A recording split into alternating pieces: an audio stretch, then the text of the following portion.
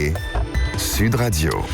Bonjour à tous, nous sommes ensemble durant ces 2 heures sur Sud Radio. En ce qui concerne les abus sexuels sur mineurs, les choses ont vraiment avancé depuis 1 an et demi, et en partie d'ailleurs grâce à Violaine Guérin qui est à mes côtés aujourd'hui. Je tiens tout particulièrement à le signaler. Alors je l'ai rencontrée, Violaine Guérin, il y a déjà plusieurs années, et son approche de la violence sexuelle m'avait beaucoup fait avancer, moi aussi. Certes, c'est toujours un trauma, mais on peut le surmonter à condition, bien sûr, de prendre en compte réellement ce qui s'est passé. Et puis d'avoir aussi près de soi des personnes empathiques et compétentes. Voilà pourquoi, durant ces 2 heures, nous allons revenir sur les violences sexuelles durant l'enfance et l'adolescence, mais nous allons aussi vous aider, toutes et tous, à prendre conscience de notre rôle. Parce que si on veut un jour éradiquer cette violence insupportable, on devrait cesser de fermer les yeux. Et puis donc je vous invite à venir poser vos questions, à réagir et puis bien sûr à témoigner si vous avez vous-même été touché de près ou de loin par la violence sexuelle.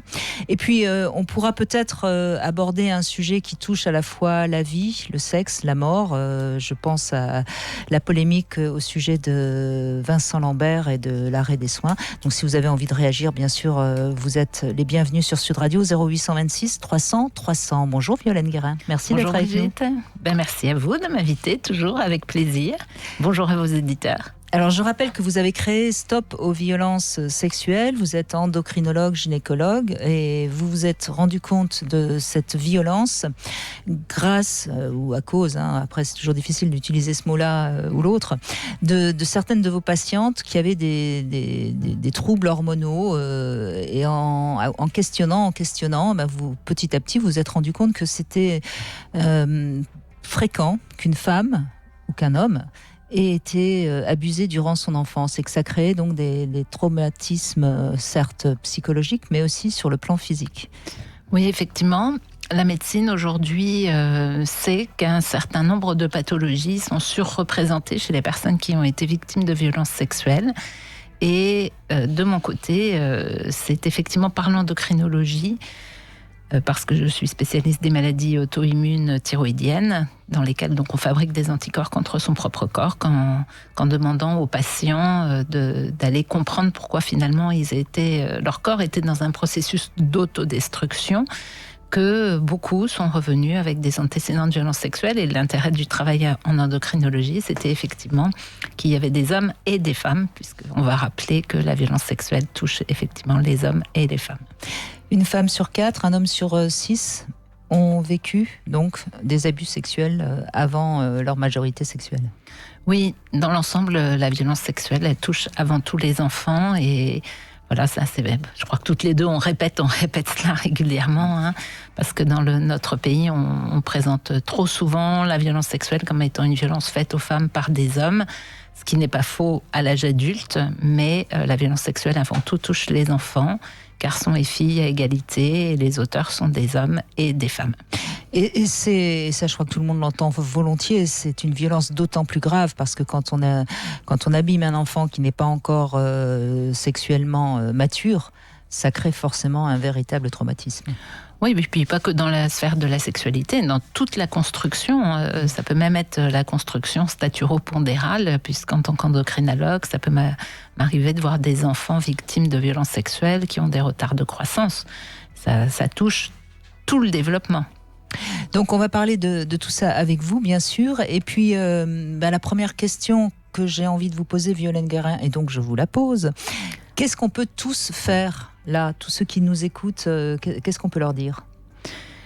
Déjà, j'insiste toujours pour dire, on peut guérir. Ça, c'est un grand message que je veux absolument passer, parce que beaucoup de personnes en doutent.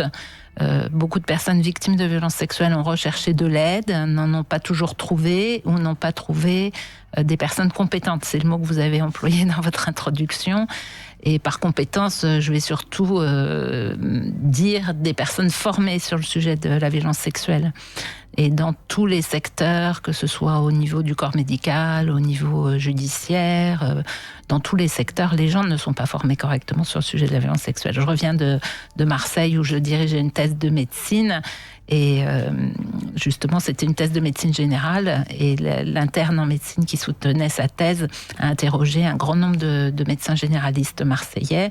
Et les conclusions, c'était effectivement insuffisance de formation, problématique aussi dans la gestion du temps de consultation pour pouvoir accueillir une ouverture de parole très difficile et complexe. Et puis après aussi, qu'est-ce qu'on fait une fois qu'on a ouvert la parole? Donc tout le monde se sent démuni et c'est urgent qu'on fasse tous les petits colibris sur le sujet de la violence sexuelle et qu'on se forme.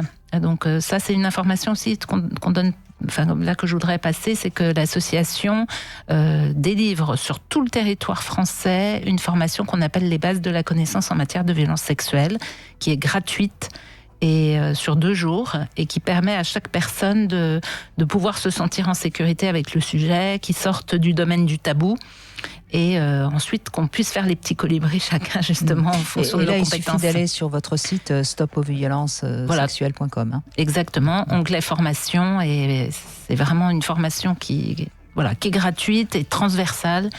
Et les gens en général sont vraiment ravis, elle est ouverte à tous. Ce qui serait bien, ce soit évidemment le milieu médical, mais peut-être aussi le milieu éducatif, enfin je veux dire le milieu scolaire, peut-être aussi le milieu judiciaire.